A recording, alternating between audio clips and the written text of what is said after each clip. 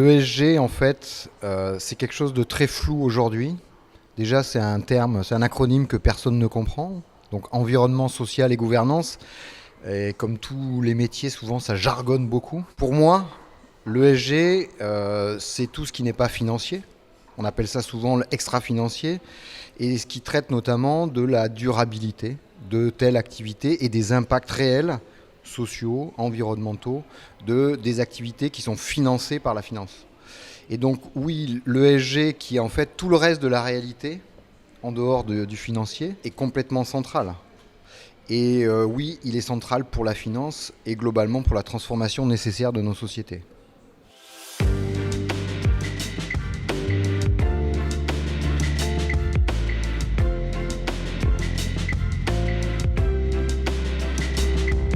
Chez Sycomore Asset Management, ce qu'on appelle donc l'ESG, environnement, social, gouvernance, est structuré par parties prenantes. Donc on regarde l'ensemble des impacts et l'ensemble de la performance vis-à-vis des clients, des actionnaires, mais également de l'ensemble de la chaîne de fourniture, l'ensemble de la chaîne d'approvisionnement, donc les fournisseurs, et puis l'ensemble de la société civile, les voisins, les citoyens, les associations, ainsi que l'environnement. Et donc cette approche par partie prenante qu'on appelle SPICE, elle est générale à l'ensemble de notre analyse. C'est-à-dire qu'il ne peut pas y avoir une analyse qui est purement financière. L'analyse, elle est forcément financière et extra-financière.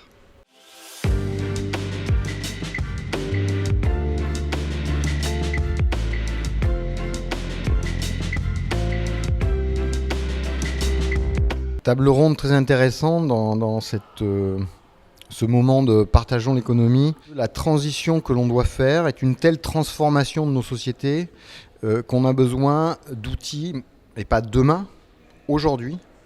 Et on a observé en fait une convergence des outils à la fois nationaux, européens et aussi internationaux. Comme par exemple les recommandations qui sont assez récentes, ça date de février, de la TNFD, qui est la Task Force for Nature Related Financial Disclosure, donc toutes les publications qui sont liées à la nature.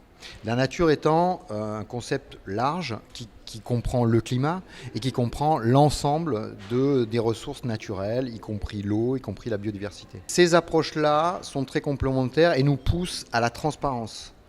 Et la transparence, c'est la base de la comparabilité et de aussi la sincérité de ce qui est fait par telle ou telle entreprise et que l'on va retrouver dans les portefeuilles financiers. On a parlé de ça et aujourd'hui on voit une accélération des outils de transparence justement à plusieurs niveaux et on voit qu'il y a des choses concrètes comme la Net Environmental Contribution, donc qui est un outil qui existe depuis plusieurs années, qui est collaboratif, ouvert et transparent, disponible grâce à la NEC Initiative.